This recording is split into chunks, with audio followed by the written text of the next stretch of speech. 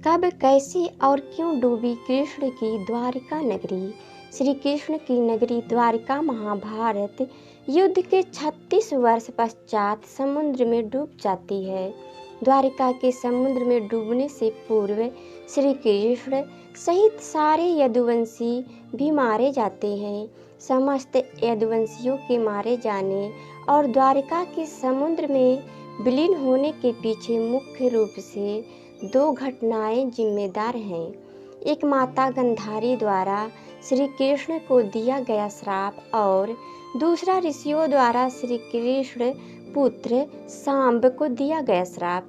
महाभारत युद्ध की समाप्ति के बाद जब युधिष्ठिर का राज तिलक हो रहा था, तब कौरवों की माता गंधारी ने महाभारत युद्ध के लिए श्री कृष्ण को दोषी ठहराते हुए श्राप दिया कि जिस प्रकार कौरवों के वंश का नाश हुआ है, ठीक उसी प्रकार यदुवंश का भी नाश होगा।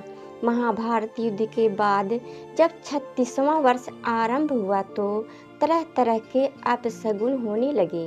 एक दिन महर्षि विश्वामित्र, कर्ण व देव ऋषि नारद आज द्वारिका गए। वहाँ यादव कुल के कुछ नवयुवकों ने उनके साथ परिहास मजाक करने का सोचा। वे श्री कृष्ण के पुत्र सांब को स्त्री वेश में ऋषियों के पास ले गए और कहा कि ये स्त्री गर्भवती है, इसके गर्भ से क्या उत्पन्न होगा। ऋषियों ने जब देखा कि ये युवक हमारा अपमान कर रहे हैं तो क्रोधित होकर उन्होंने श्राप दिया कि श्री कृष्ण का यह पुत्र वृषणी और अंधक वंशी पुरुषों का नाश करने के लिए एक लोहे का मुसल उत्पन्न करेगा, जिसके द्वारा तुम जैसे क्रूर और क्रोधी लोग अपने समस्त कुल का संहार करोगे। उस मुसल के प्रभाव से केवल श्री कृष्ण व बलराम ही बच पाएंगे। श्री कृष्ण को जब यह बात पता चली तो उन्होंने कहा कि ये बात अवश्य सत्य होगी। मुनियों के श्राप के प्रभाव से दूसरे दिन ही सांब ने मुसल उत्पन्न किया। जब यह बात राजा उग्रसेन को पता चली तो उन्होंने उस मुसल को चुराकर समुद्र में डलवा दिया।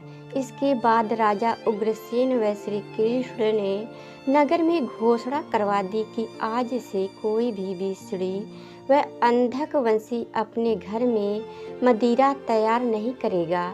जो भी व्यक्ति छिपकर मदिरा तैयार करेगा उसे मृत्यु दंड दिया जाएगा।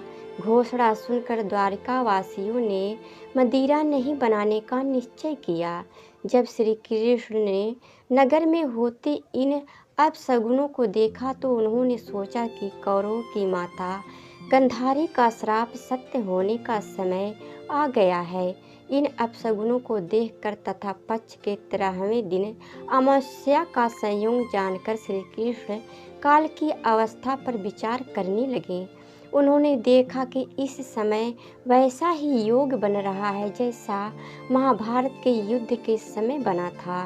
गंधारी के श्राप को सत्य करने के उद्देश्य से श्री कृष्ण ने यदुवंशियों को तीर्थ यात्रा करने की आज्ञा दी। श्री कृष्ण की आज्ञा से सभी राजवंशी समुद्र के तट पर प्रभास तीर्थ आकर निवास करने लगे। प्रभास तीर्थ में रहते हुए एक दिन जब अंधक व वृषणी वंशी आपस में बात कर रहे थे, तभी सात्यकी ने आवेश में आकर कृतवर्मा का उपहास और अनादर कर दिया। कृतवर्मा ने भी कुछ ऐसे शब्द कहे कि सात्यकी को क्रोध आ गया और उसने कृतवर्मा का वध कर दिया। यह देख अंधक वंशियों ने सात्यकी को घेर लिया और हमला कर दिया। सात्यकी को अकेला देख श्री कृष्ण के पुत्र प्रद्युम्न उसे बचाने दौड़े। सात्यकी और प्रद्युम्न अकेले ही अंधक वंशियों से भिड़ गए, परंतु संख्या में अधिक होने के कारण वे अंधक वंशियों को पराजित नहीं कर पाए और अंत में उनके हाथों मारे गए। अपने पुत्र और सात्यकी की मृत्यु से क्रोधित होकर श्री कृष्ण ने एक मुट्ठी एरका घास उखाड़ ली। हाथ में आते ही वह घास ब्रज के समान भयंकर लोहे का मुसल बन गई। उस मुसल से श्री कृष्ण सभी का वध करने लगे। जो कोई भी वह घास उखाड़ता वह भयंकर मुसल में बदल जाती। ऐसा ऋषियों के श्राप के कारण हुआ था। उन मुसलों के एक ही प्रहार से प्राण निकल जाते थे। उस समय काल के प्रभाव से अंधक, भोज, सिनी और विरीषणी वंश के वीर मुसलों से एक दूसरे का वध करने लगे। यदुवंशी भी आपस में लड़ते हुए मरने लगे। श्री कृष्ण के देखते ही देखते सांब, चारुदेशड़, अनिरुद्ध और गद की मृत्यु हो गई। फिर तो श्री कृष्ण और भी क्रोधित हो गए और उन्होंने शेष बचे सभी वीरों का संहार कर डाला। अंत में केवल दारुक श्री कृष्ण के सारथी ही शेष बचे थे। श्री कृष्ण ने दारुक से कहा कि तुम तुरंत हस्तिनापुर जाओ और अर्जुन को पूरी घटना बताकर द्वारिका ले आओ। दारुक ने ऐसा ही किया। इसके बाद श्री कृष्ण बलराम को उसी स्थान पर रहने का कहकर द्वारिका लौट आए। द्वारिका आकर श्री कृष्ण ने पूरी घटना अपने पिता वासुदेव जी को बता दी। यदुवंशियों के संहार की बात जानकर उन्हें भी बहुत दुख हुआ। श्री कृष्ण ने वसुदेव जी से कहा कि आप अर्जुन के आने तक स्त्रियों की रक्षा करें। इस समय बलराम जी वन में मेरी प्रतीक्षा कर रहे हैं। मैं उनसे मिलने जा रहा हूँ। जब श्री कृष्ण ने नगर में स्त्रियों का विलाप सुना तो उन्हें सांत्वना देते हुए कहा कि शीघ्र ही अर्जुन द्वारिका आने वाले हैं, वे ही तुम्हारी रक्षा करेंगे। यह कहकर श्री कृष्ण बलराम से मिलने चल पड़े। वन में जाकर श्री कृष्ण ने देखा कि बलराम जी समाधि में लीन हैं। देखते ही देखते उनके मुख से सफ़ेद रंग का बहुत बड़ा सांप निकला और समुद्र की ओर चला गया। उस सांप के हजारों मस्तक थे। समुद्र ने स्वयं प्रकट होकर भगवान शेषनाग का स्वागत किया।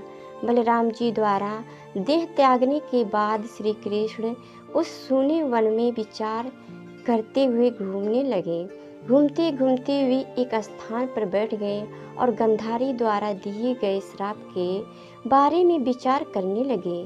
देह त्यागने की इच्छा से श्री कृष्ण ने अपनी इंद्रियों का संयमित किया और महायोग समाधि की अवस्था में पृथ्वी पर लेट गए।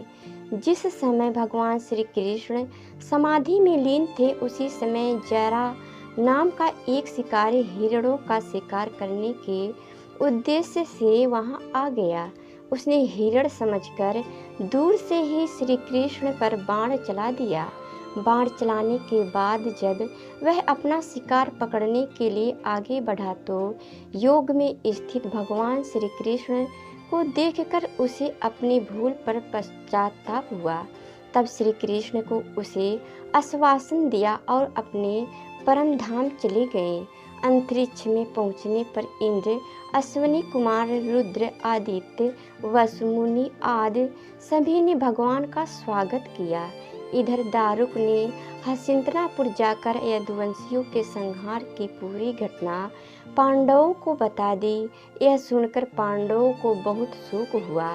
अर्जुन तुरंत ही अपने मामा वासुदेव से मिलने के लिए द्वारिका चल दिए।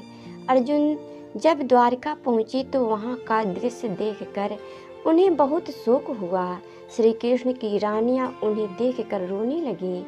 उन्हें रोता देखकर अर्जुन भी रोने लगे और श्री कृष्ण को याद करने लगे। इसके बाद अर्जुन वासुदेव जी से मिले। अर्जुन को देखकर वासुदेव जी बिलख बिलख कर रोने लगे। वासुदेव जी ने अर्जुन को श्री कृष्ण का संदेश सुनाते हुए कहा कि द्वारिका शीघ्र ही समुद्र में डूबने वाली है, अतः तुम सभी नगरवासियों को अपने साथ ले जाओ। वासुदेव जी की बात सुनकर अर्जुन ने दारुक से सभी मंत्रियों को बुलाने के लिए कहा। मंत्रियों के आते ही अर्जुन ने कहा कि मैं सभी नगरवासियों को यहाँ से इंद्रप्रस्थ ले जाऊंगा, क्योंकि शीघ्र ही इस नगर को समुद्र डुबा देगा। अर्जुन ने मंत्रियों से कहा कि आज से 7वें दिन सभी लोग इंद्रप्रस्थ के लिए प्रस्थान करेंगे, इसलिए आप शीघ्र ही इसके लिए तैयारियां शुरू कर दें।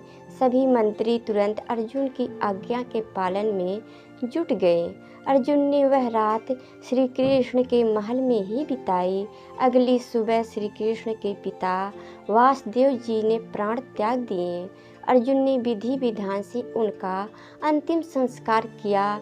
वासुदेव जी की पत्नी देवकी, भद्रा, रोहिणी व मदिरा भी चिता पर बैठकर सती हो गई। इसके बाद अर्जुन ने प्रभास तीर्थ में मारे गए समस्त यदुवंशियों का भी अंतिम संस्कार किया। 7वें दिन अर्जुन श्री कृष्ण के परिजनों तथा सभी नगरवासियों को साथ लेकर इंद्रप्रस्थ की ओर चल दिए। उन सभी के जाते ही द्वारिका नगरी समुद्र में डूब गई। ये दृश्य देखकर सभी को बड़ा आश्चर्य हुआ।